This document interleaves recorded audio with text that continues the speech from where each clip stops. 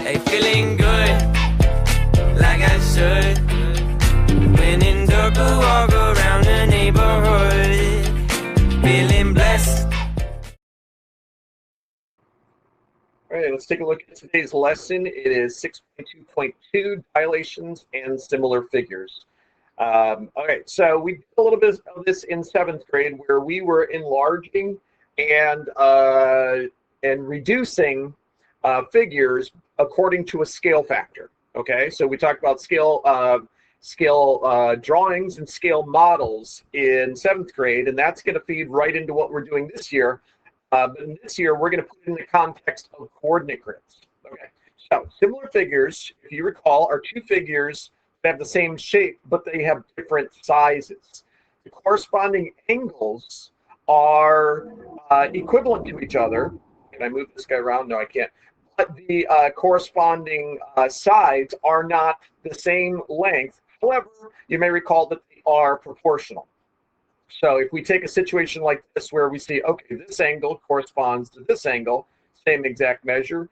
This angle corresponds to this angle, same exact measure. And this angle right here is going to correspond to this one and have the exact same measure. Okay, so they're similar. That's how you know they're similar. The corresponding angles are all equivalent to each other. Now, what that means is this side here is going to correspond to this side right here. And this side right here is going to correspond to this side right here. And they're not equivalent to each other, but they are proportional. So you can solve this problem in two different ways. You can look and identify a scale factor. What would you multiply times 4 to give you 6? And then you'd multiply that same scale factor times 6 to give you what x is equal to. Or we could set up proportions and say, well, 4 over 6 is going to be equivalent to, let's see, 4 and 6, 6 over x, right? So 4 goes to the 6, there's the 4 and the 6 goes to the x, there's the 6, there's the x.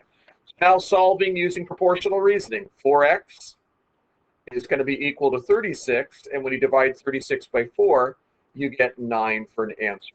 So we're going to be using these types of strategies to solve problems, incorporating what we know about dilations now and scale factor and proportional reasoning. Have you ever wondered how different mirrors work?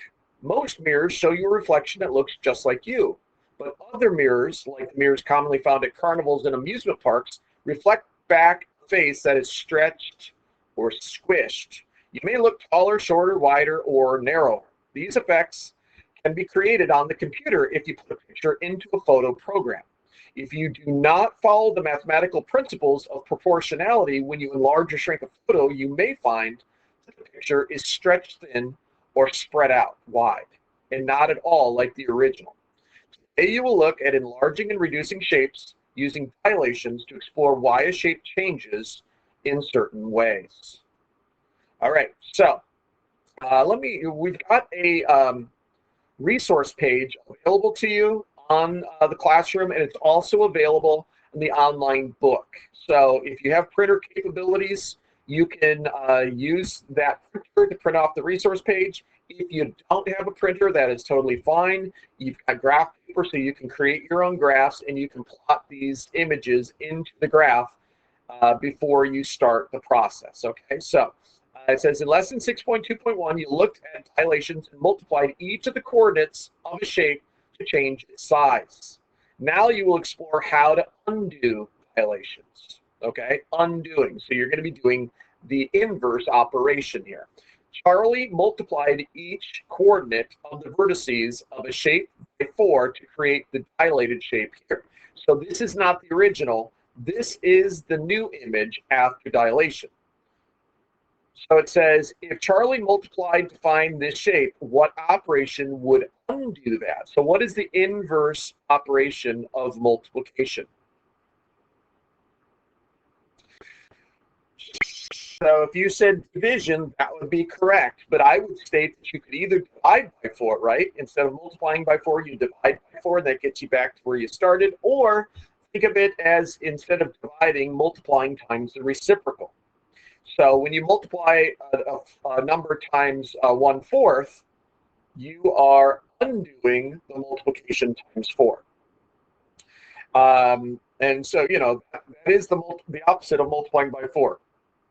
That's your explanation of why. So either divide by 4, which is the opposite of multiplying by 4, or multiply times 1/4, because that is the multiplicative inverse of 4. That's the opposite of multiplying times 4. So on your resource page or on a regular piece of graph paper, create your own graph, undo this dilation as we have it up above, okay? And then we're going to label the new pieces or the new parts. So this is after dilation, correct? So what I want you to do is we're going to take the X and Y coordinates for here, here, here, and here. It doesn't matter really the order that you got them written down. And then we're going to show that we're going to take each one of those X coordinates and each one of those Y coordinates, and you're going to divide them by 4 or multiply times 1/4. And for me to show the coordinate notation, it was easier to show it showing the multiplication times 1/4. So that's what we did here. And if you think of it as a scale factor, you're thinking of what do you multiply times X and Y? Well, that's why I have it written as a fraction as well. Okay, so please pause, take a couple moments to multiply each one of these. In fact, I'll do the first one for you. So let me go ahead and do this like this. If you take 1/4 of -4, that becomes -1. And if you take 1/4 of 4, that becomes +1. And this point, -1, +1 would go right here. Okay? So go ahead and do the same thing with the others. Plot those points, and then use your ruler to connect those in the order in which they've been plotted. Okay? I'll go ahead and pause. You go ahead and pause. And when you come back, we should see the same thing. And I just noticed a mistake. -1, 1 is not located here. -1, 1 is wait, no, it is located there. What was my mistake? I'm so confused. Hold on for a second. All right, I figured out my mistake. That wasn't supposed to be -4/8. It was supposed to be +4/8. So I've made the necessary changes, and then I went and I multiplied each one of these X and Y coordinates times 1/4. So 4/8 becomes 1/2. 8/4 becomes 2/1, and 4-4 becomes 1-1. So we're going to go ahead and plot those. I was correct the first time I put this here.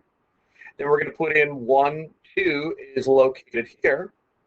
And then 2, 1 is going to be located here. And then 1-1 is going to be located here. So now we're going to connect those guys using I should use my straight line. Oh, I can't do that. Hold on.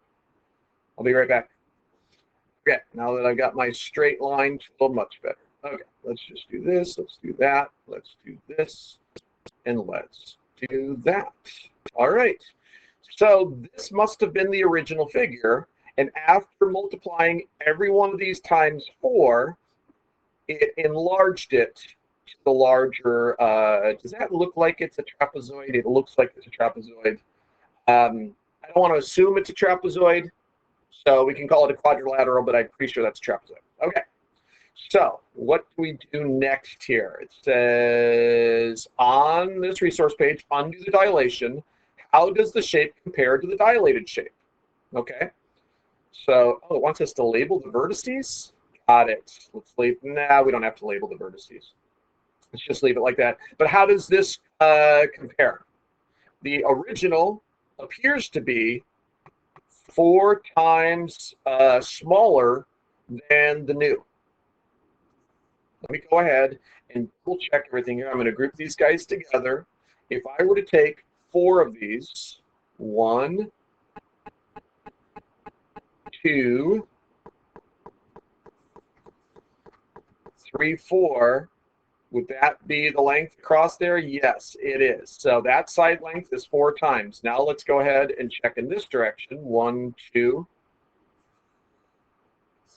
3, 4. Interesting. All right. So we're going to say that definitely what we had happen here was the original has side lengths that are 1/4 length of the dilated shape. Notice that all of the angle measures were the same though, right? This angle was the same, this angle was the same, this angle was the same, and that angle was the same.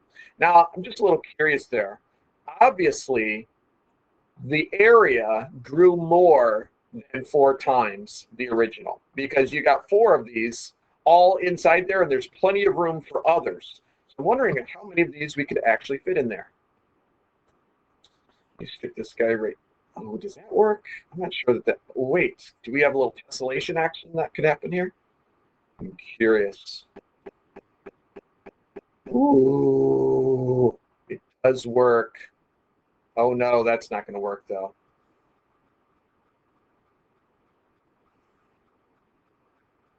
Yeah, that's not going to completely work. But it is kind of interesting what's going on here, how many of them we could fit in there. But that's not really what this lesson is about. So let's just move on. I'm digressing. Okay, Lana was also working with dilations. She wondered what would happen if I multiplied each coordinate by a shape of 1/3. On that same resource page, I don't know if you noticed this, but there is there's another one below that.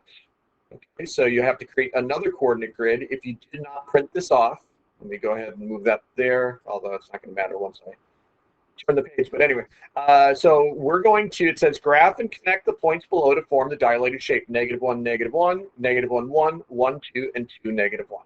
Okay, so that's what we see right here. Here's -1, -1. Here's -1, +1, 1, 2, and 2, -1. And what they want us to do is they want us to, says, oh no, we're not ready for that yet. Says Elena graphed the shape by multiplying each of her original coordinates by 1/3. What do you think Elena's shape looked like before the dilation? Okay, so she graphed this shape by multiplying everything times 1/3. So the original, this is after she multiplied everything times 1/3. So what would the original have had to look like? Would it have been bigger or would it have been smaller? And I think it's pretty clear that it would have looked the same. It just would have been 3 times bigger. So what we're going to do is we're going to undo this dilation. So on the same graph, undo the dilation to show Elena's original shape. List the coordinates of the vertices of Elena's original shape. Okay, so let's go ahead and do that. To undo the multiplying times 1/3, the opposite of multiplying times 1/3 is to multiply times 3.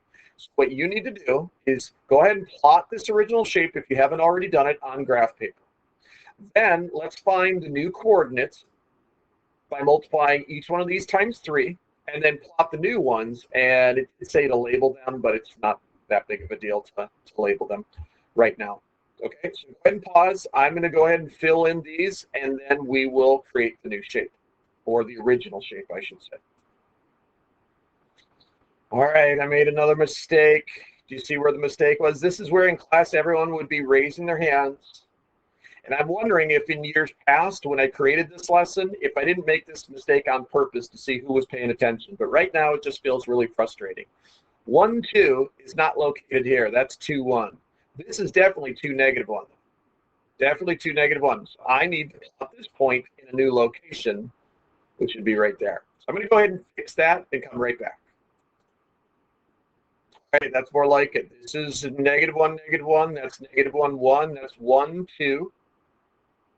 And that is 2, -1. All right, now let's complete the job. Actually, I'll just do it, and you can watch me do it.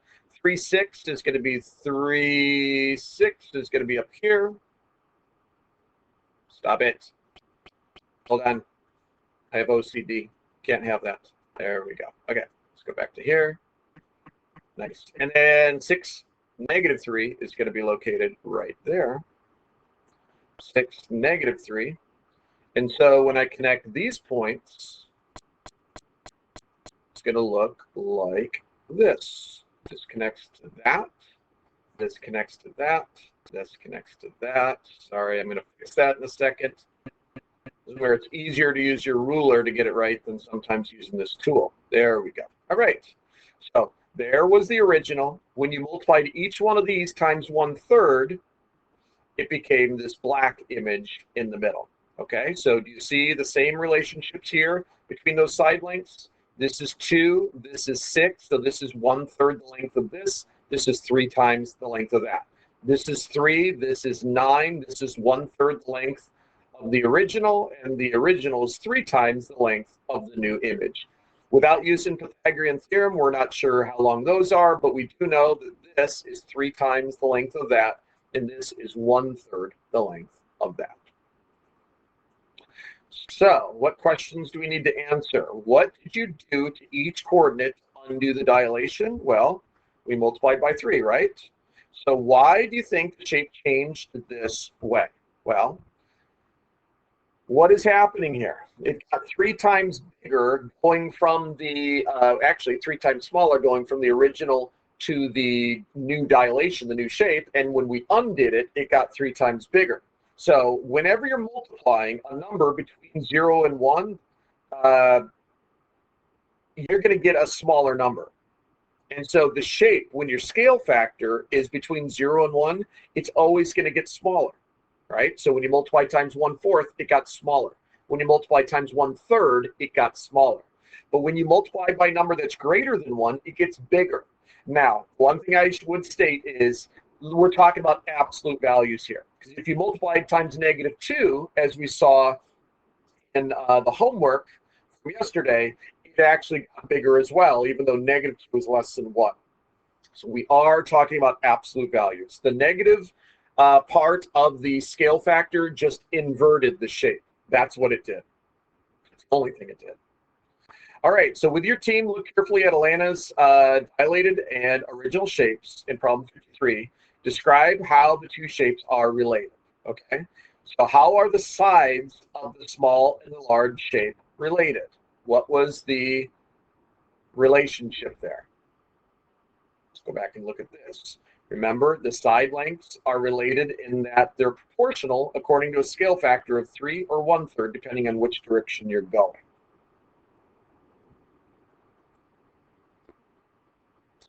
And how many of the sides did it take, or how many of the small sides did it take to measure the corresponding matching side of the larger shape? Well, it would take 3 of each one, right? 3 small sides are going to be equal to 1 of the corresponding larger shape. Okay, so let's go back and look at this again. If I take this guy right there, I mean, actually, yeah, we figured that out, right? You've got one of these right there. Here's one right there. So you take another one and a third one, and it's going to match perfectly. Here it looks like it has a slope of up 1, 2 to the right. So up 1, 2 to the right, there's one of them. Up 1, 2 to the right, there's 2 of them. Up 1, 2 to the right, there's 3 of them. So you got 3 of these up here. And the same will be here. There'll be 3 of them there and 3 of them there. Now, how do the angles, how do those compare? You see this angle right here compared to that angle right there? You see this is a right angle, that's a right angle, this is an acute, this is an acute, and so on and so forth. So while the side lengths increased by 3, what happened with the angles? All the corresponding angles are the same. They are equal to each other, which is what happens when you have similar shapes. The corresponding angles are all equal to each other or congruent to each other using a geometry term, and all the corresponding sides are proportional according to a scale factor. And that is it. That's our work for today. That was an actually a shorter lesson. So all right, so moving on to our next activity. Okay, bye. Hey, feeling good, like I should. When in dark, I walk around the neighborhood, feeling blessed.